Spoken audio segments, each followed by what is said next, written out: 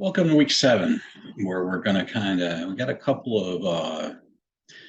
of topics today. We're going to talk a little bit about hiring people in this industry, and then we're also going to talk a little bit about kind of jump back to chapter 7 there and talk about the ADA and the Americans with Disabilities Act. So we talked a little bit about the aspect of the ADA and the aspect of of how it impacts the facility design. So what we're going to do and we're really going to dive into this law and really take a look at how it impacts us.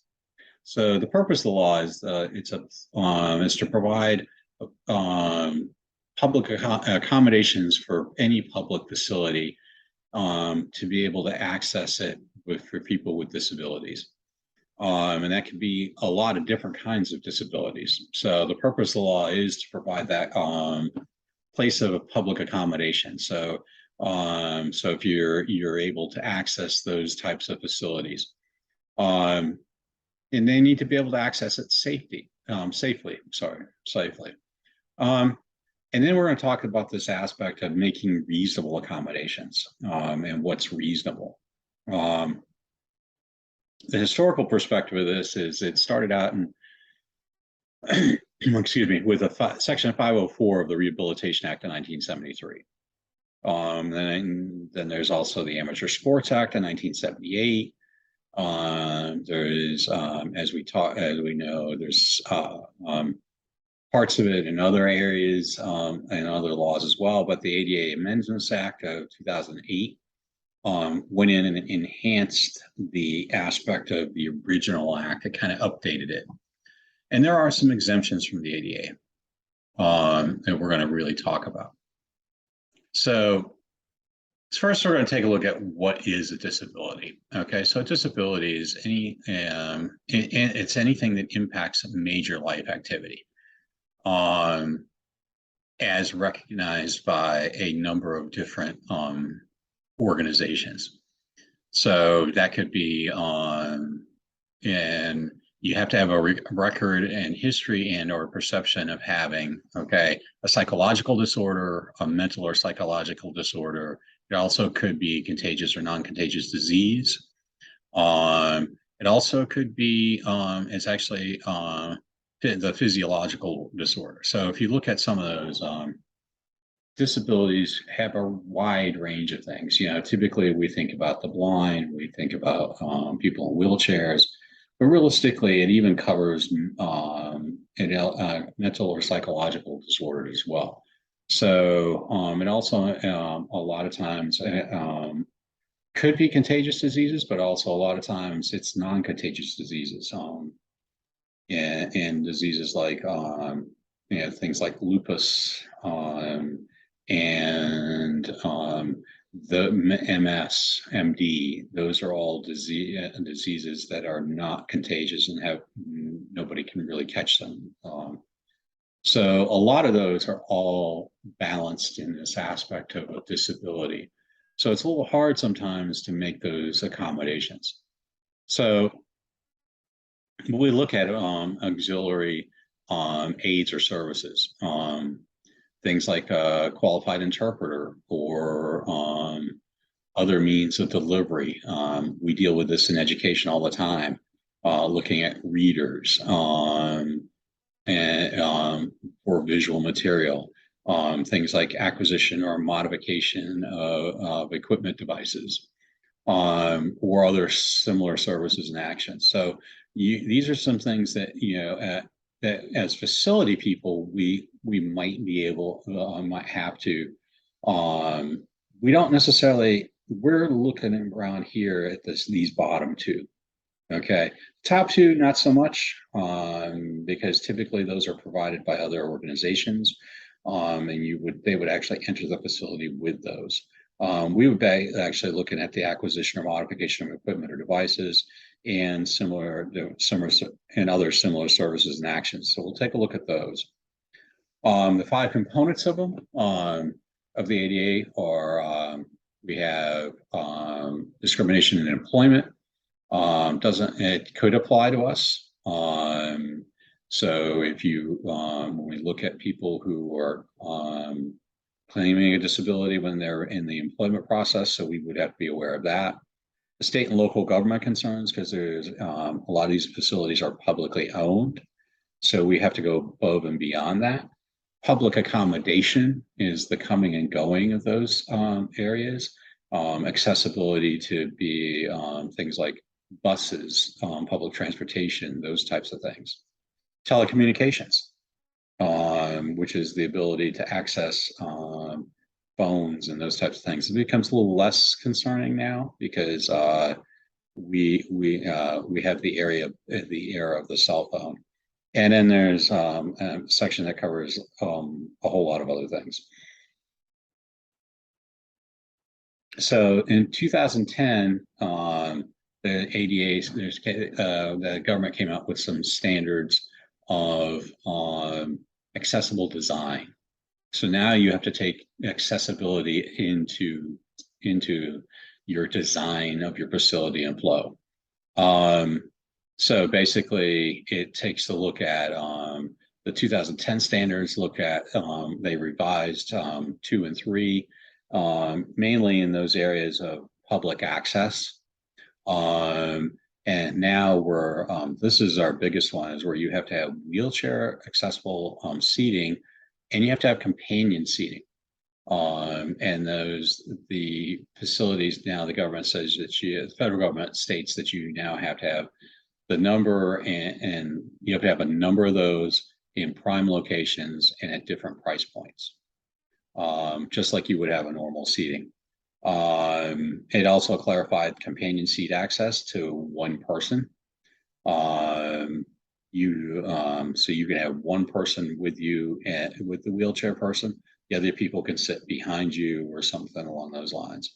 And you still have to purchase, and they have the right to purchase that seat and also resell that seat, just like any other guest would. So this is what Title III states, is that no individual shall be discriminated against on the basis of disability. In the full and equal employment enjoyment of goods, services, facilities, privileges, advantages, and accommodations by any person who owns, leases, or operates the public accommodation.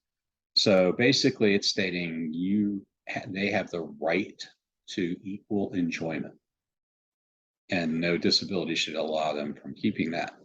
So the elements of the claim, you would have to prove that the individual's the person has to be proved that they're disabled.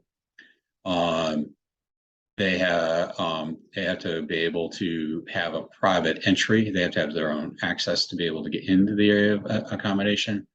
The individual had to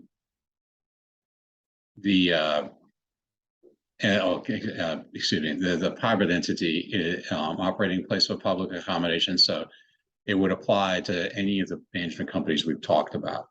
And also, individual has to be able to be denied the opportunity to access or enjoy those benefits based on their disability, and a reasonable accommodation could have been made.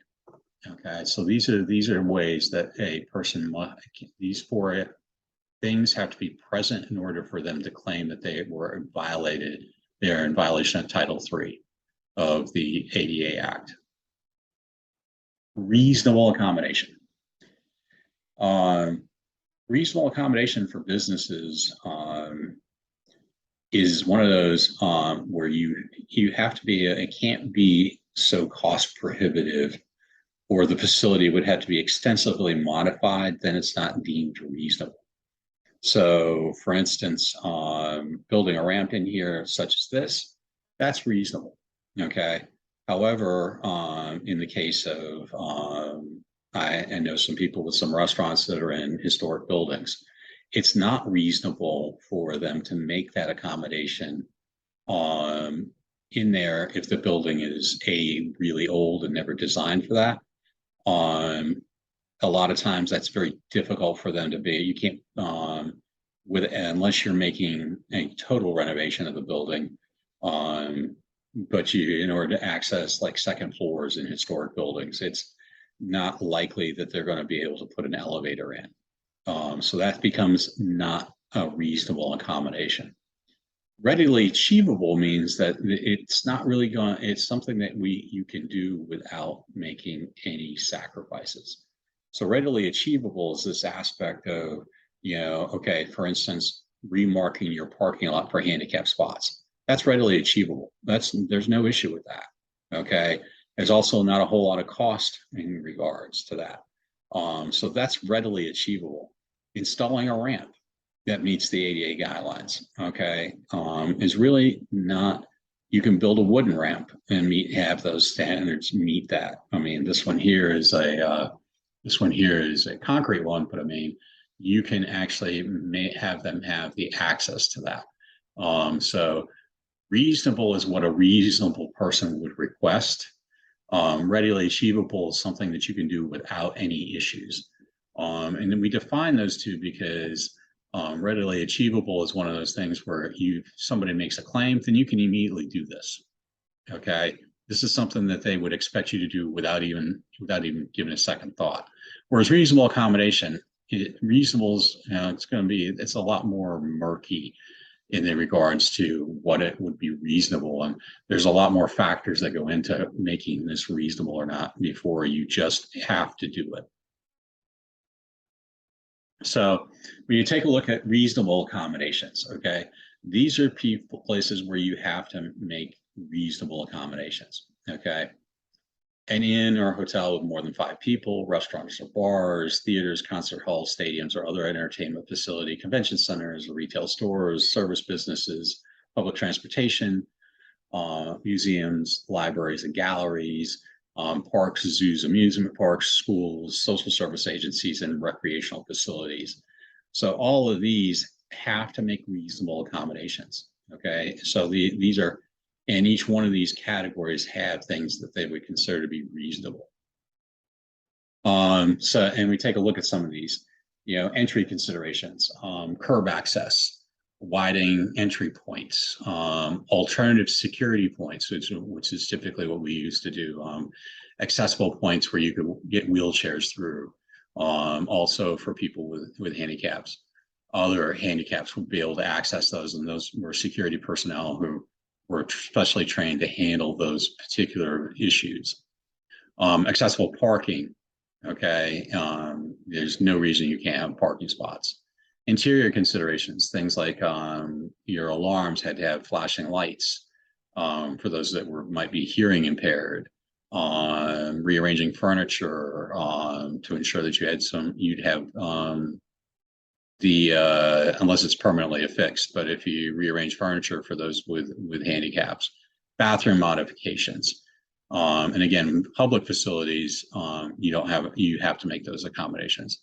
Automatic doors, carpeting, which has to be, typically has to be, you can't have a long shag carpet in any of those places. It has to be very level so that it can be accessible for wheelchairs. And then accessible appliances, that's lower sinks and, areas, drinking fountains have to be lower. Counters should be lower. All those types of things, those are considered to be accessible. So if you have a soda machine, the person in the wheelchair has to be able to reach the soda machine to be able to access it. If you have a self-service machine. Readily achievable. Okay, this is where we take a look at those aspects of readily achievable. Okay. And this is where you look at now, you're looking at the design, construction, operations, okay? And these are some court cases where they were sued on the design or the construction of those. Existing facilities and new construction. So the new construction, you have to do the removal of barriers and alterations and, making sure that they have the accessibility. So that's all a given in those aspects. So readily achievable in new construction, everything's considered almost to be readily achievable in new construction. In existing facilities, it becomes then a matter of construction and how much they would have to do, alterations they would have to do to make that happen. So it doesn't always, public facilities they're pushed a little heavier. Private facilities, restaurants and bars and those types of things, really depends on where they're located and how they're located to be able to see how well it can be accommodated. Because it cannot create undue burden onto the facility. So in inns and those, like a bed and breakfast, in a historic building, is probably not going to be super friendly for handicapped individuals, at least some handicapped individuals anyway. There's a 5-part test to discern if the accommodation is readily achievable. Okay, and these are the 5 points: nature and cost, financial resources of the facility. And these last 3 are a little bit more tricky. Okay, geographic separateness of the administration, financial resources of the parent entity, and the structure and scope of the parent entity.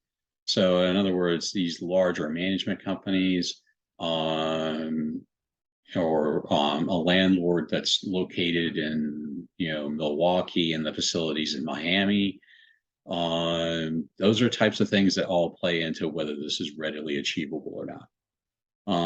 The first 2 are pretty self-explanatory: nature and cost, and financial resource of the facility. If it turns out you can't afford to do that, then you can't afford to do that. They can't hold you to that.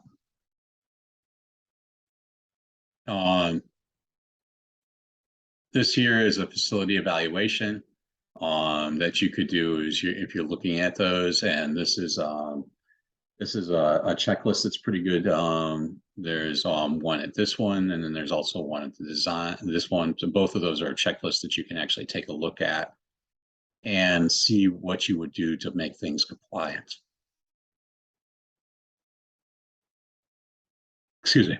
And then you set a timeline for completion and renovations and alterations, and you provide documentation of due diligence, which means you've done your share. Modification for facilities, we kind of walked over those before. Parking, entrances, crowd flow, restrooms, water fountains, signage, elevators, all those things all have to be modified. My favorite topic: emotional support animals and service animals. Service animals are trained, documented in mostly dogs, although it could be a couple of other, but typically they're dogs. They're trained to service, such as a seeing eye dog. That's the traditional classic one, but there are others now. Okay, veterans organizations are using a lot of service animals to assist veterans throughout there. Those are highly trained animals. They're usually marked with those particular types of coats there, and they're identified as a service animal. Emotional support animals, service animals, we have to accommodate. Emotional support animals, we do not. Emotional support animals are those are typically animals that are there for the emotional support of the individual, but they are not trained. They're not typically they're in a wide variety of spectrum of animals, which means that there's it becomes unreasonable for us to make that accommodation. Because who's to say that your emotional support parrot, and I've seen that, you want to bring with you as Captain Bligh. Okay, you want to bring them into the facility, and you sit down next to the person, and he pecks the person over. Well, there's no documentation that they were trained for that. So you need to. So we don't get those types of there's ability to do that. Okay. Facilities should be aware and scope of the ADA. You've got to make sure that you comply with that. All right, hiring personnel. Human resource management is the toughest part of this job in managing facilities. You need a lot of people and you got to figure out a way to make that happen. Utilized organizations to meet in meeting utilize to aid organizations in meeting both short-term, long-term goals. But basically, what human resource management is typically is a way to figure out how to staff all these locations. Okay. And typically you have both paid and volunteer staff. Volunteer organizations typically will come in, and they're critical typically to managing your concessions operations. They can provide a large number of people, and then they get a good cut of the sales of that particular stand. So typically these are the ways that we staff an organization. Okay. First one there is all the typically what I call the traditional ones. Full-time employees, both exempt and non-exempt. So they're exempt from overtime and not exempt from overtime. You have part-time employees, and then you have direct hire temporaries. Okay, so non-exempt employees typically are your hourly employees. Exempt employees are typically salary. There is some legal modifications to those. Sometimes a few of those salary people can also be non-exempt. And then you look at two, you've got licensing agreements, temporary staffing agencies, and outside contractors. So these are all what we call the outside vendors. Licensing agreements are ones that you're licensing. You're part of the stadium. This would be the Chick-fil-A stand would be a license agreement, which you would use. An outside contractor we would use typically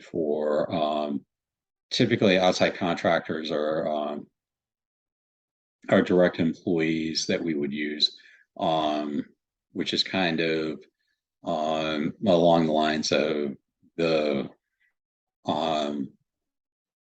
like we used to have a group that provided hawkers. So that was an outside contractor that would come in, and it was an outside company who came in to do that. Outside contractors also for things like security and those types of things. Then you have a temporary staffing agency, which is typically, those are just temp help. And we used a lot of those in maintenance and for the event, also in janitorial and stadium cleanup at the end of an event. We used a lot of temporary staffing agencies to do those. Dishwashers in food service, we use temporary staffing agencies. We also backfilled what we call some of our club areas with temp agency employees. Then the third type you have are really kind of they're a little bit further removed from you, and that's nonprofit groups. As I kind of talked about in the last slide, they handle a large percentage of your of concessionaire groups. They also have we have subcontractors. The nut guy that I referred to earlier last week, I believe, in the video, in food and beverage, he typically was a subcontractor. Direct vendor support, sometimes we'll get people who will come in and take over a suite, and then they take their own. They bring in their own people, and they handle all of that type of things. And then always the choice of not providing service. You close stands or you move people around. We've had to do that from time to time. Typically that you try to avoid that, but you can avoid it, not providing the service at all. This is the aspects of what you would go through in hiring people. You start with a job description, then an application, then you vet the application to make sure it's legal. Then you go through the interview. Then Then you go through a second interview. You also might have a practical interview. Used a lot of those in the cooking aspect of that. You'd offer, there's an acceptance of the offer, and then typically you go through a vetting process, depending on what positions they are, how extensive that is, and then you go into the orientation phase. In the interview process, you making sure that you're staying within the legal and compliance with things like the ADA, anti-discrimination laws, all those types of things. You need to make sure that you contain, and all the way through the process, that you're being fair and equitable to all parties. You get this aspect of recruitment, and this is where you run into the discrimination issues. You have to look at Title VII, Title IX, and Title I of the ADA. So Title IX, you guys all should be familiar with. You're all athletes, you're familiar with that. So these are all potential employment discrimination laws. So Title IX does flow over into the workplace, even though it covers, it doesn't just cover athletics. And you also look at, when you're looking at typically making sure that the job analysis descriptions are all up to date, and you're looking for internal and external recruitment channels. In this day and age, you're looking for any channel that you can possibly get to bring you employees. Gathering information during the application process, keeping a record of the submitted applications, to make sure you're in compliance with the EEOC. That's the Equal Opportunity Employment Commission. You're making sure that the information gathered does not violate any local laws, local, state, or federal laws. Making sure that you're reviewing the application, that you're not reviewing those with any bias. Okay. And making sure that you identify all the individuals that can be interviewed. Interview prospects. I used to call my first interviews speed dating, because that's kind of what it was like. You time and cost considerations, you spend a few minutes with them.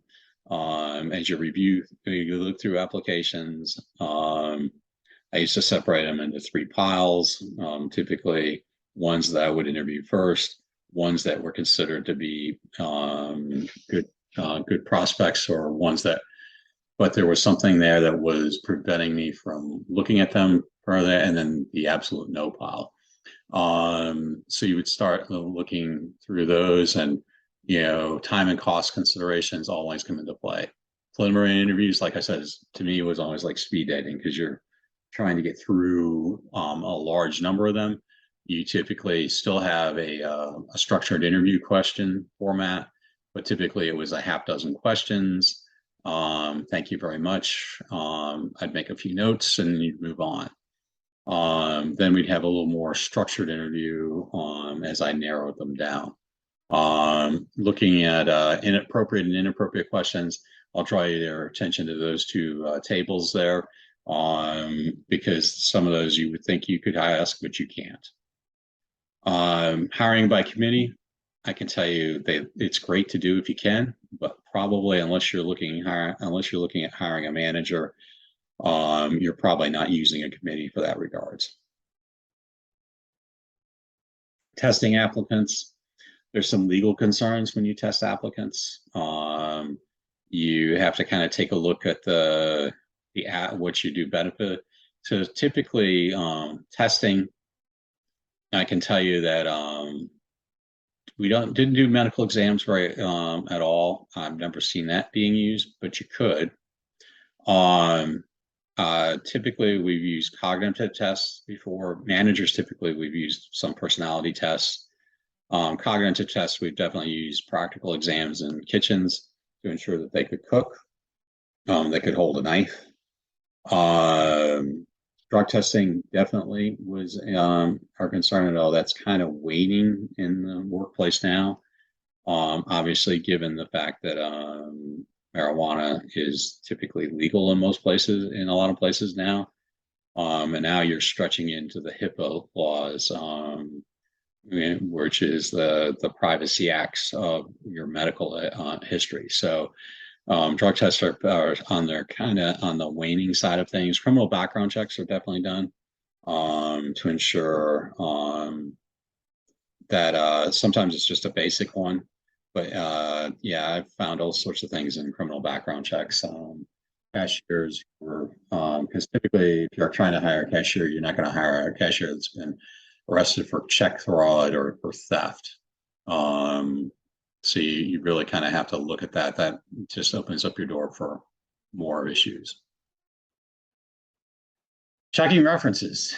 References are that key point of where you're looking at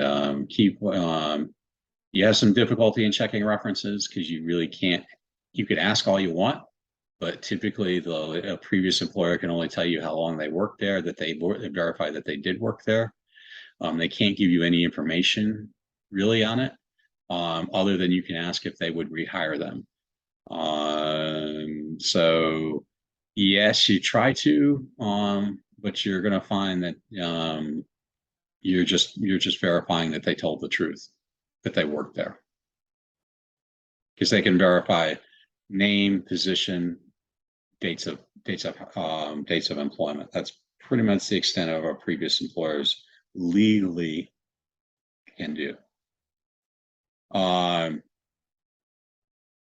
This typically, we don't usually do a lot of employment contracts. Most states are, at least all the ones I've worked in, are right to work, which means they can hire you, they can fire you. It doesn't really matter. Contract, no contract. You can negotiate a little bit if you in some cases, although I didn't typically negotiate a ton, especially with hourly employees. But then, yes, you spend a lot of time with the employee manual, handbook, and training. Training is definite key. And then you also make sure that you get verification that they've been trained and that they have the handbook. Okay. Typically, non-exempt employees exempt from the overtime, as I've alluded to before. But they have to be classified as administrative, executive, professional, or outside salespeople.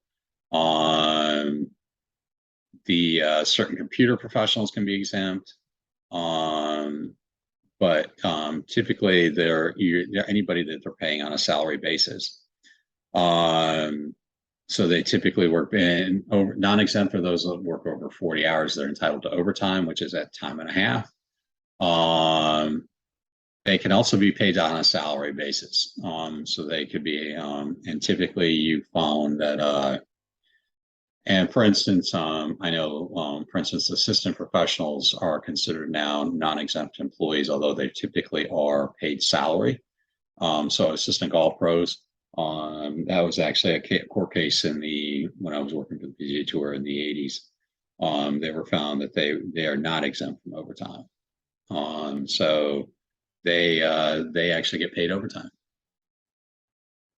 And if you really want a little bit more on what those are being, the Society of Human Resource Management actually has some great tools that you can copy that link into there and take a look at. Hourly and salary, pretty much self-explanatory there. So this is by no means an end-all be-all to human resources. This is just to give you a quick overview on those things and kind of give you an understanding of what we're facing when we look at hiring employees in a large facility like this. All right.